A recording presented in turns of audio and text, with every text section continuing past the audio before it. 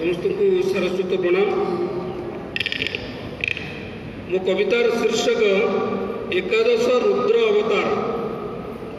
सृष्टिर कल्याण निमंते बारे चिंतिले रुद्र चिते हेले क एकादश रूप समस्ते तांकरी स्वरूप। प्रथमे शंभु रूपे उभा रुद्रंक बराय प्रतिभा त्रिशक्ति त्रिबीज ओंकार त्रिपथ त्रिदेव ठाकुर। पिनाकी हेले द्वितीय पिनाक धनु धरी करे अन्याय अनीति नासिले संत को परित्राण कले। दुष्ट दलने न्यायवंत उच्छ्वासी आपणा जगत। तृतीय गिरिराज ईश आनंद सुखद महेश।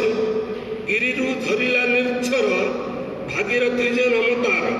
चतुर्थे स्थिर स्थाणु जाण समाधि जोगे आत्मलीन। जीवात्मा परमात्मा जुग माया निर्मया समभाव। ऐश्वर्य आदि षडगुण तांकर नित्य सनातन। भर्तर कोटि पंचमरे चेतना शक्ति मन भरे। षष्ठरे ज्ञान बले भव उत्पत्ति स्थिति प्राप्ति शिव। साकारे धन वैभव भक्ते प्राप्त होइब। सप्तमे रुद्र सदाशिव ब्रह्मक निराकर भाव।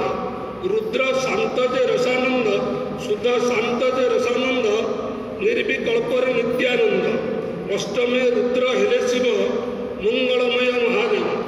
त्रिकालदर्शी त्रिलोचन त्रिताप खंडिबे वहन। नवमे हर संहारक तमस गुण संस्कारक। शरीर काम नियंत्रण करिले रुद्र नारायण। दशमे सर्व भगवान सबुरी कलेक कल्याण।